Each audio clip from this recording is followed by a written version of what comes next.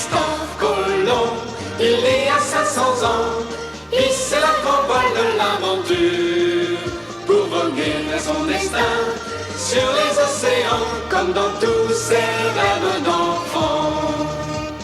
Vaillant capitaine, sur la mer profonde, il partit vers l'inconnu et découvrit le nouveau monde.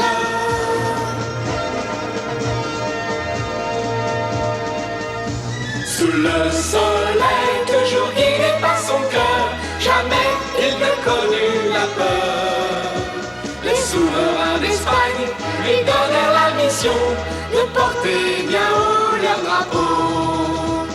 Malgré les tempêtes, sur la mer profonde, il partit vers l'inconnu et découvrit le nouveau monde.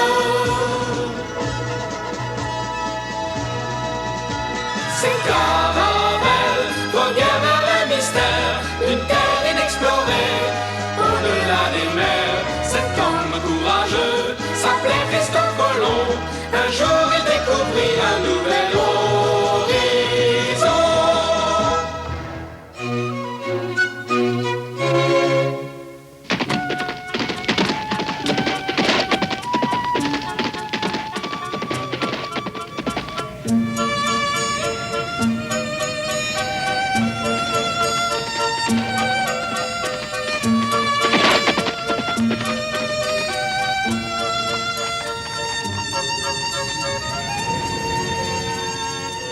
Mon rêve se réalise, je vais enfin pouvoir mettre le cap à l'ouest pour ouvrir la route des Indes.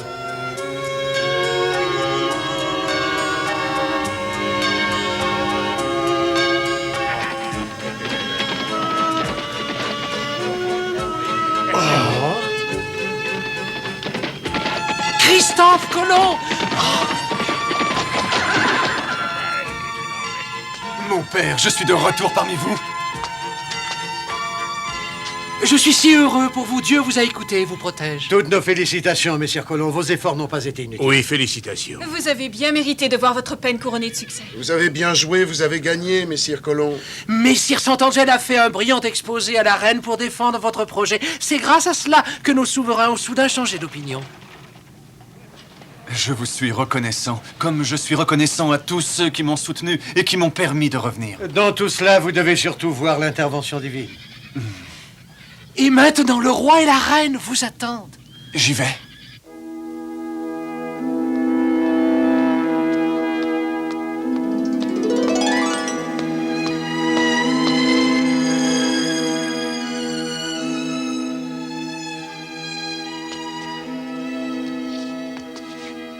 Je suis revenu pour entendre ce que vos majestés ont décidé de me dire. Nous vous félicitons pour votre ténacité. Je remercie vos majestés d'avoir bien voulu m'entendre.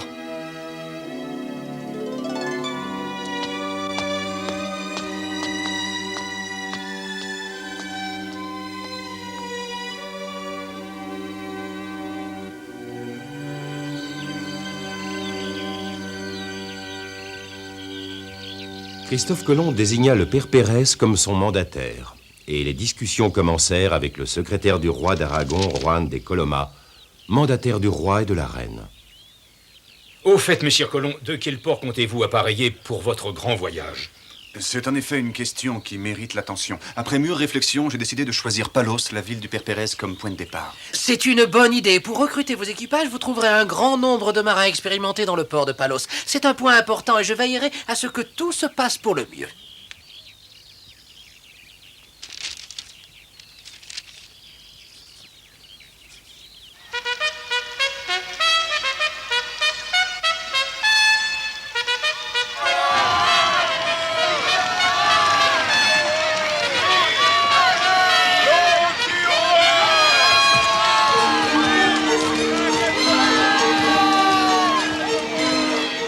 Tous les habitants d'origine espagnole acclamèrent les souverains catholiques quand ils firent leur entrée dans la ville.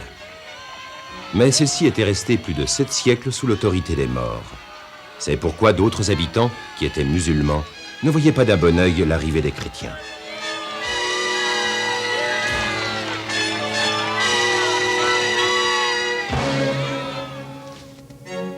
La prise de Grenade eut un grand retentissement dans tous les pays d'Europe. du Moyen-Orient et d'Afrique du Nord. Les différents souverains des contrées les plus lointaines envoyèrent des messagers porteurs de cadeaux destinés à Ferdinand et Isabelle, les rois catholiques. En outre, les trésors d'architecture qui faisaient la richesse de cette cité-mort devenaient l'objet de la curiosité d'un grand nombre d'érudits qui n'hésitaient pas à faire le voyage pour visiter les lieux. Isabelle de Castille et Ferdinand d'Aragon trônaient dans la grande salle du palais de l'Alhambra et recevaient hommages et cadeaux précieux.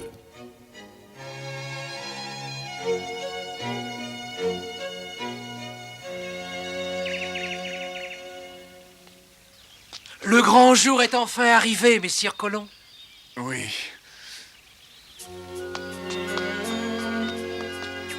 Le 17 avril 1492, le contrat passé par les rois catholiques avec Christophe Colomb, et qui comprenait plusieurs textes, fut entériné par les diverses signatures. L'ensemble des documents est connu sous le nom des capitulations de Santa Fe.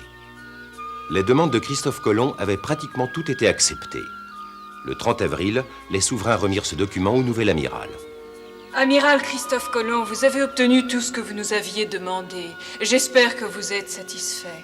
Oui, je rends grâce à vos majestés et à notre Seigneur pour leur bonté envers moi. Nous comptons sur vous, amiral Colomb, et nos prières vous accompagneront pour que votre grand voyage réussisse. Je remercie votre majesté et je lui promets de ramener les richesses des Indes qui rempliront les caisses du trésor royal à un point tel que les souverains catholiques pourront mettre sur pied une armée pour reconquérir Jérusalem.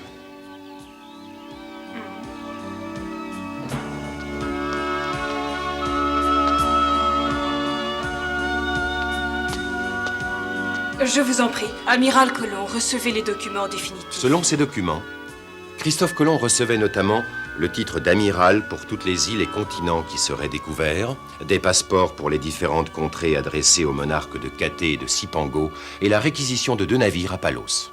Je prierai pour la sauvegarde de votre expédition et pour son succès. Je remercie votre majesté.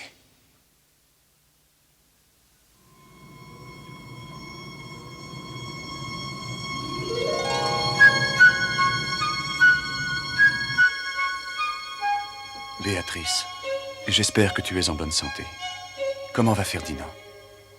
Nous allons être séparés pendant longtemps, mais je penserai tout le temps à vous deux, tant que nous ne serons pas réunis à nouveau. Béatrice, ne sois pas amère à cause de cette séparation. Dis-toi que j'ai enfin réussi à mettre sur pied ma grande expédition. Mon cœur est avec vous deux, et je te demande ainsi qu'à Ferdinand de prier pour que je ne rencontre pas d'insurmontables difficultés. Je reviendrai le plus vite possible. Je vous embrasse tous les deux.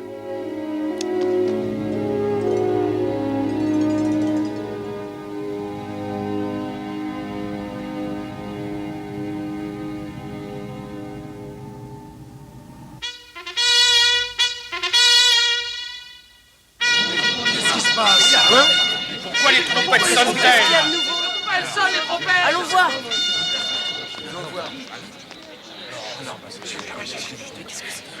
On veut savoir ce qui se passe. Laissez-nous passer. Puisque les trompettes ont sonné, nous sommes venus. À la fin du mois de mars, un édit de la reine Isabelle avait fait savoir à tous les juifs résidant en Espagne qu'ils devaient immédiatement se convertir au christianisme en demandant le baptême. En cas de refus, toutes les personnes concernées seraient bannies du pays dans un délai de 4 mois. Les tribunaux de l'Inquisition pourraient juger de tous les cas délictueux.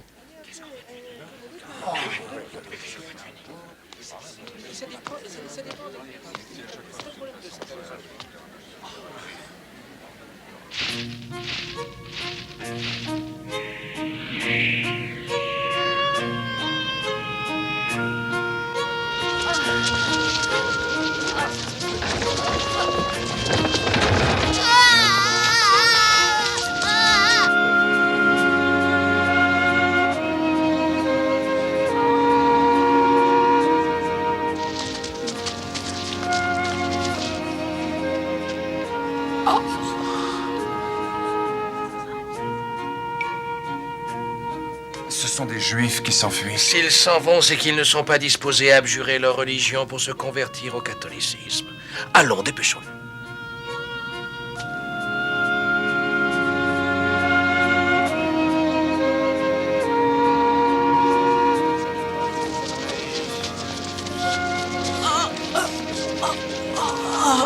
À l'aide!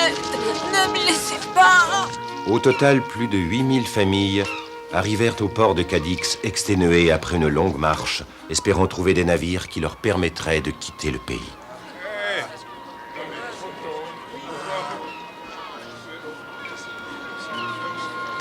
Allez, vous pouvez monter à bord.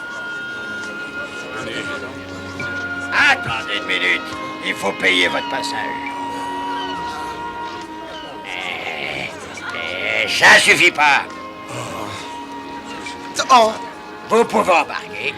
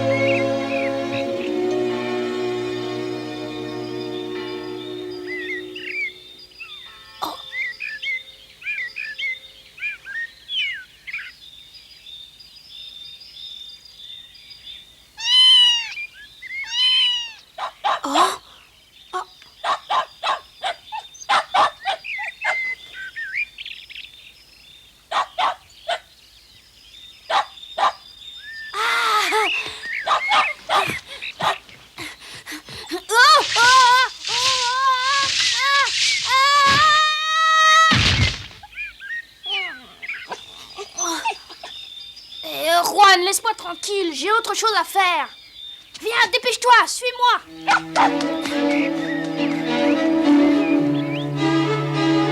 Papa, Père Pérez, papa. Oh, papa, t'es enfin revenu. Oh, Diego! Oh, papa, tu es revenu. Diego, mon fils! Oh, papa, je suis tellement content.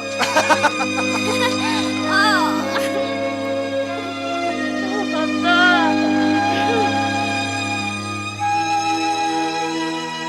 Je suis content que tu sois revenu.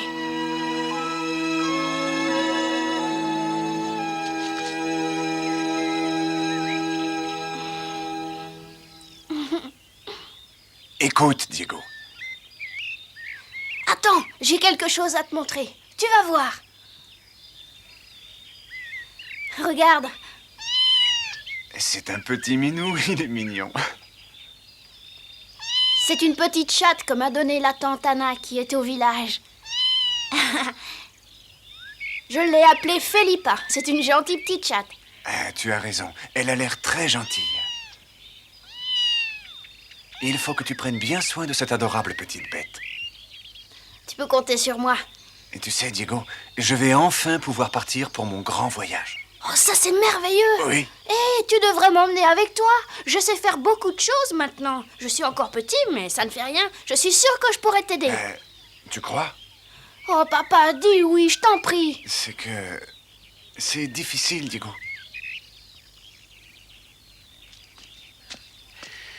Diego, tu ne dois pas poser ce genre de questions à ton père. Tu le mets dans l'embarras. Tu es encore un enfant et il faut que tu comprennes que ce sera un grand voyage, long et fatigant. Il faut des hommes forts. Tu grandiras et avec un peu de patience, tu deviendras toi aussi un bon marin. Je suis déjà assez grand. Je ne suis pas aussi grand que papa, mais ça m'est bien égal. Je n'ai pas envie d'attendre ici qu'il revienne de son grand voyage. Je veux rester tout le temps avec toi. Je ne veux plus te quitter. Oh, papa, je veux pas te quitter.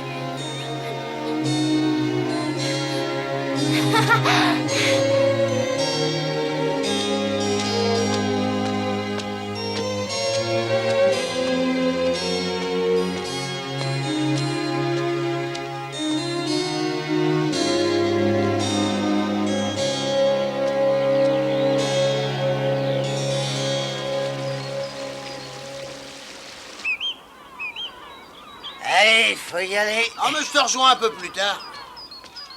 Le 23 mai, Christophe Colomb se rend à l'église de Palos, où sera promulguée l'ordonnance royale concernant la réquisition des bâtiments et des hommes.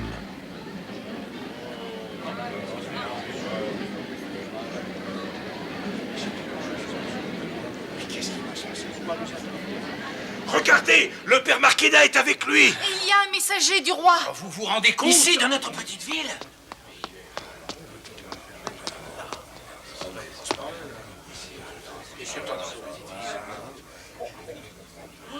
Ça doit être une ordonnance du roi. Pour nous, c'est pas possible. Qu'est-ce qu'ils attendent? Moi, je suis impatient de savoir. Un peu de silence, s'il vous plaît.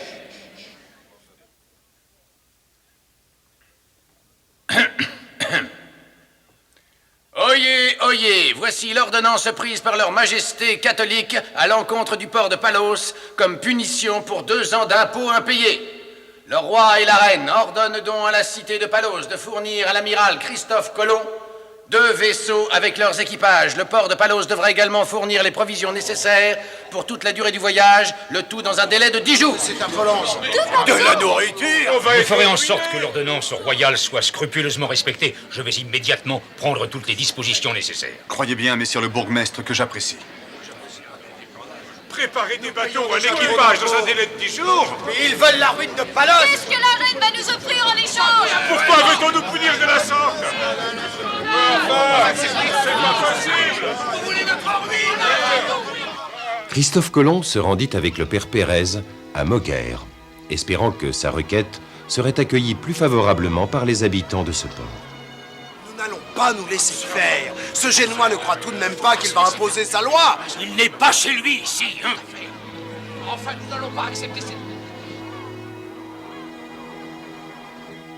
Non, nous ne pouvons pas laisser embarquer les meilleurs marins de Palos aussi facilement. Les Indes en traversant l'océan d'est en ouest, c'est de la folie. Quand on sera à l'ouest, le bateau et les marins brûleront comme des étoupes tellement il fait chaud là-bas.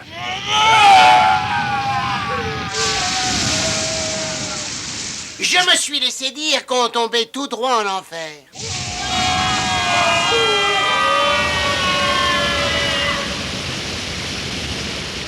Je ne savais pas que les meilleurs marins de Palos étaient devenus couards comme des lapins. Nous ne sommes pas des couards, vieux radoteur. Nous avons simplement oublié d'être des imbéciles. Christophe Colomb est un marin extraordinaire et je réponds de lui, si j'étais un peu plus jeune, je n'hésiterais pas à m'enrôler sous ses ordres à n'importe quel poste. Pour vous, ce marin génois est aussi capable qu'Henri le Navigateur, que vous aimez tant, vieux fou. C'est exact, mais le projet qu'il a conçu et qu'il va réaliser dépasse de loin tout ce qu'Henri le Navigateur a pu réaliser dans sa vie. Ne sois pas stupide, c'est un grand vantard.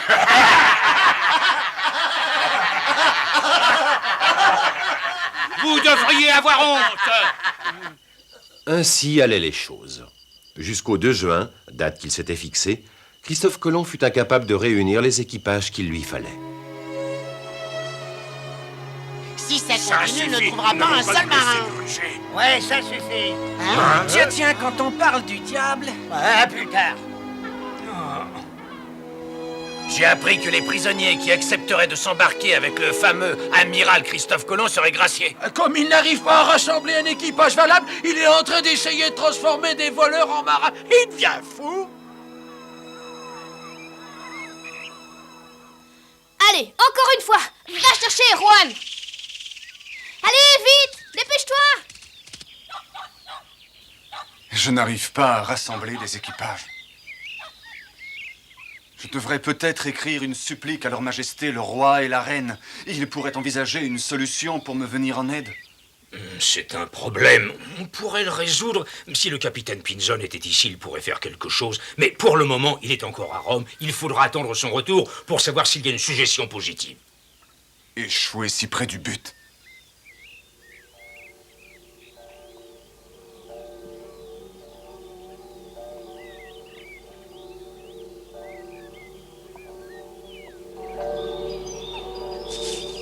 T'es un bon chien, Juan, reviens ici. Allez, rapporte maintenant.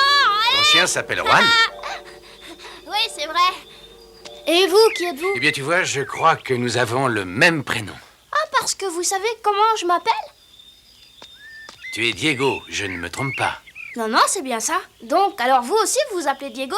Oui, et je suis un bon ami de ton papa. Ça alors? Eh oui. Oh. Christophe, c'est toi? Christophe! Diego!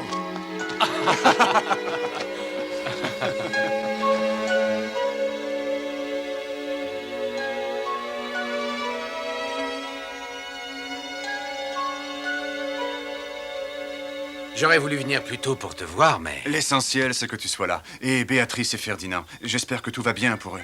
Tout va bien, ne t'inquiète pas. Mais toi, tu sembles un peu préoccupé. Tu te souviens, en tout cas, de la promesse que tu m'as faite de m'emmener avec toi pour ton grand voyage sur la mer Océane. Désolé, mais quand je pense à mon petit Diego et à Ferdinand, je serais plus rassuré si tu acceptais de t'occuper d'eux pendant mon absence. Car en fait, je pars pour une aventure dont je ne connais pas la fin. Béatrice a lu ta lettre et elle te demande de m'emmener avec toi. Je pense qu'elle est inquiète pour toi. Elle voudrait que je sois à tes côtés, mais je ne vois pas en quoi je peux être utile. Non, non, au contraire. En ce moment, j'ai de graves problèmes pour enrôler mes matelots. Tu peux m'être d'un très grand secours, tu vois. C'est d'accord. Amiral Colomb, je suis à vos ordres. Si tu avais refusé mon concours pour ton entreprise, j'aurais gardé cette lettre pour moi. Hein? Une lettre de Béatrice? Oui.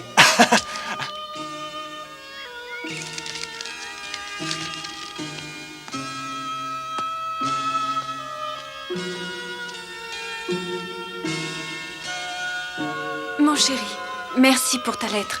Je suis heureuse que tu aies pu finalement mettre sur pied ton expédition avec l'autorisation du roi et de la reine. J'aurais voulu que nous soyons ensemble pour célébrer cet heureux événement. Fernando grandit de jour en jour.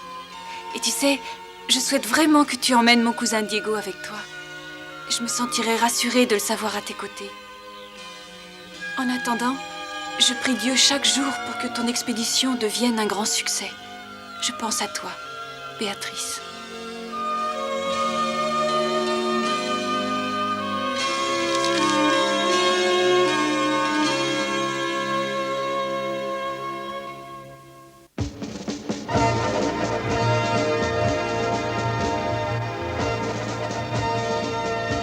Christophe Colomb, il est à 500 ans, il c'est la campagne de l'aventure, pour voguer vers son destin, sur les océans, comme dans tous ses rêves d'enfant. Vaillant capitaine, sur la mer profonde, il partit vers l'inconnu et découvrit le nouveau monde.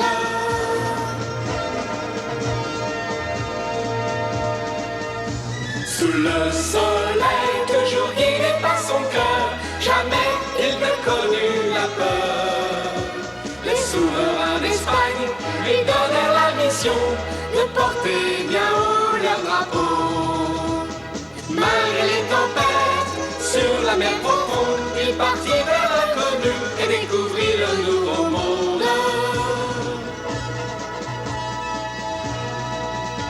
Ces caravelles voguèrent vers le mystère d'une terre inexplorée, au-delà des mers. Cet homme courageux s'appelait Christophe Colomb. Un jour